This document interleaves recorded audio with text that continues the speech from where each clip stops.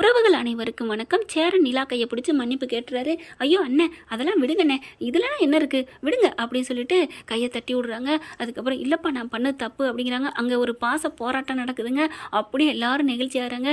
அப்படியே பாண்டி, பல்லவன் எல்லாருமே வந்துட்டு என்ன இப்படி பண்ண அப்படிங்கல.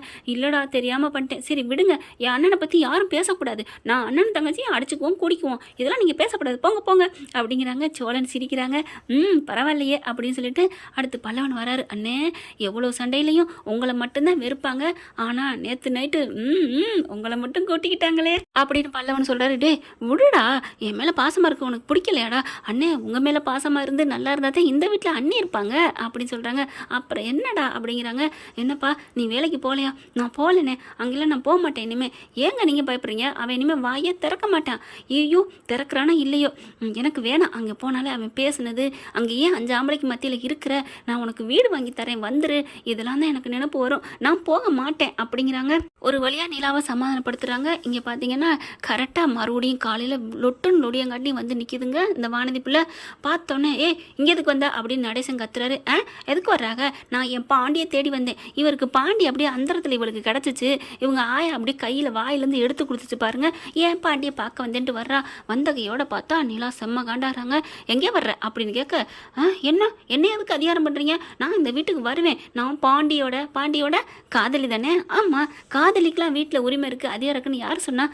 என்ன ரொம்ப பேசுகிறீங்க, நீங்கள் வந்து முறைப்படி கல்யாணம் பண்ணிட்டு வந்தவங்களா அப்படின்னு கேட்க, சட்ட பிரகாரம் கல்யாணம் பண்ணிட்டு வந்திருக்கேன், சட்டத்தில் நான் தான் சோழனோட ஒய்ஃபு, இந்த வீட்டு மருமக தெரியுமா அப்படின்னு கேட்க, அப்படியே வானதி பார்க்குது மேலையும் கீழையும். என்ன பார்க்குற, என்னடா அதிகாரம் பண்ணுறாளேன்னு பார்க்குறியா? நீ தான் நேற்று சொல்லிட்டு போனேன் மாமியாரை மாதிரி பார்த்துக்கிறாங்கன்னு, மாமியார் கொடுமை நடத்துகிறாங்கன்னு, நான் அதை நீ சொன்னதை நிறைவேற்றுறேன் அப்படின்னு சொல்ல, சூப்பர் நீ சூப்பர் அப்படிங்கிறாங்க பல்லவனும் பாண்டியும். பாண்டி என்னடா இப்படிலாம் பேசுற அப்படிங்கிறாங்க. அப்படித்தான் பேசுவேன், அப்படித்தான் அவனும் பேசுவான் அப்படிங்கிறாங்க. எம்பட பேச்சு பேசுகிறேன் நேற்று, என் பாண்டி நீனும் பேசாம தானே இருந்த அவள் பேசுனதுக்கு.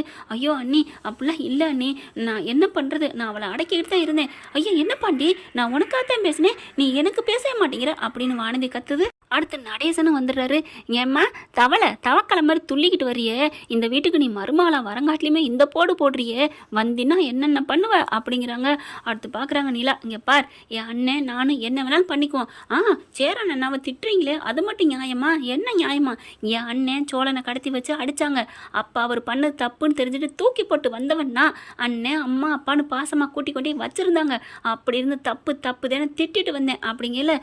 அண்ணி திட்டிட்டு மட்டும் வரல, அங்கேருந்து ஆட்டையை போட்டு வந்தீங்க, சும்மா இருப்பல்லவா அப்படிங்கல. சோழன் என்ன பண்ணுறாங்க, நானும் தான் எடுத்துகிட்டு வந்தேன், இப்போ அது முக்கியமா அப்படிங்கிறாங்க. அதுக்கப்புறம் வானதியை பார்க்குறாங்க.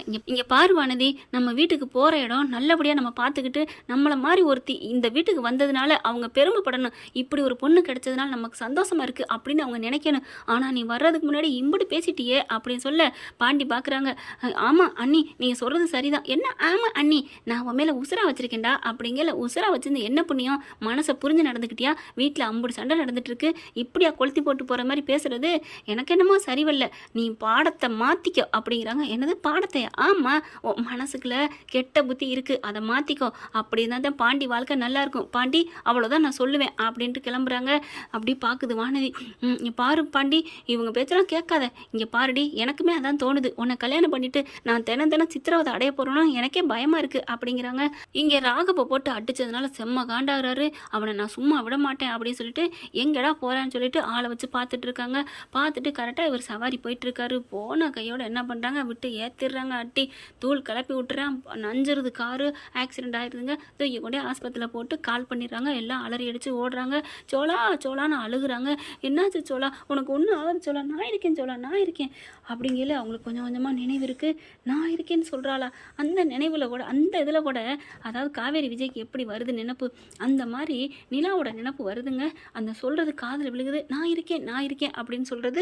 எப்படி ஆக்சிடென்ட் ஆச்சு அப்படிங்கல. அப்போ தான் பாண்டியன் சொல்கிறாரு, இங்கே பாருங்க அண்ணி, அண்ணன் இது நாள் வரைக்கும் ஒரு சின்னதாக கூட ஆக்சிடென்ட் பண்ணதே இல்லை, அப்படி வண்டி ஓட்டுவார், ஆனால் எப்படின்னு தெரியலையே அப்படிங்கிறாங்க. என்ன பண்ணுறது ஒன்றும் புரியலையே அப்படிங்கிறாங்க. இது யாரோ சதி பண்ணியிருக்காங்க, இது கண்டிப்பாக ராகவை தான் இருக்கணும் அப்படிங்கிறாங்களா. அப்போ அப்படி கேட்போமா சோழன்ட்ட அப்படிங்கல. சோழன் கொஞ்சமாக கண்ணு திறக்கிறாரு. திறந்ததுக்கப்புறம் கேட்குறாங்க, யார் ஆக்சிடென்ட் பண்ணால் தெரியுமா, உங்களுக்கு ஏதாவது நினைப்பு இருக்கா அப்படிங்கல. சோழன் அப்படியே கண்ணை திறந்துட்டு அப்படியே சொல்கிறாரு, நிலா ராகவ் தான் அப்படின்னு சொல்லிடுறாரு. ஏன்னா அவங்களுக்கு தெரியுதுங்க வந்து மோதினது. செம்ம காண்டாகிறாங்க. ச்சே அவனா இப்படி அப்படின்னு சொல்லிட்டு உடனே போய் போலீஸில் கம்ப்ளைண்ட் பண்ணுறாங்க. போலீஸோட ராகவ்கிட்ட போகிறாங்க.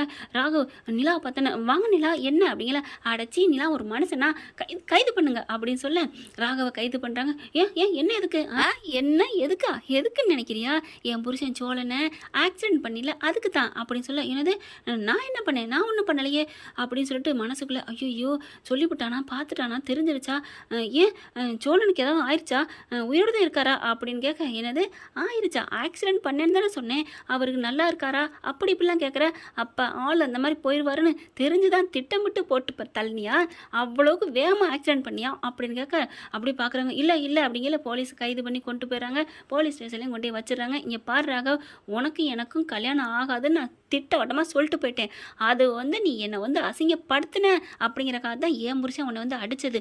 அதுக்காக நீ போய் என் புருஷனை பண்ணிட்ட பார்த்தியா, உனக்கு இருக்குது கண்டிப்பாக நான் அந்த கேஸை வாபஸ் வாங்க மாட்டேன், நீ உள்ளர தான் கிடக்கணும் அப்படின்ட்டு சொல்லிடுறாங்க. அடுத்து அப்படியே நிலா நான் தப்பு பண்ணிட்டேன், என்னை மன்னிச்சுக்கோ அப்படிங்கிறாங்க.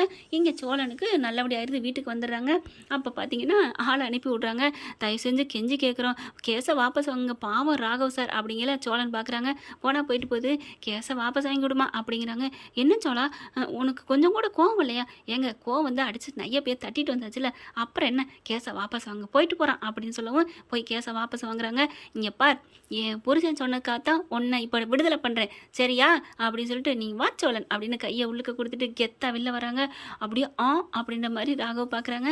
என்ன ஃப்ரெண்ட் இப்படி போனால் நல்லா தானே இருக்கும், பார்க்கலாம். தேங்க்யூ. இந்த வீடியோ உங்களுக்கு பிடிச்சிருந்தா தயவு செய்து லைக் பண்ணுங்க. இன்னும் அப்டேட்ஸ்க்காக சேனலை சப்ஸ்கிரைப் பண்ண மறக்காதீங்க. நம்ம கிட்ட இருக்க எல்லா சேனல்ஸோட லேட்டஸ்ட் வீடியோ அப்டேட்ஸ்க்காக மேல ரைட் சைடுல காட்டுற லிங்கை கிளிக் பண்ணி வாட்ஸ்அப் குரூப்ல ஜாயின் பண்ணுங்க. உங்களிடம் விடைபெறுவது நான் உங்கள் மெஹர்.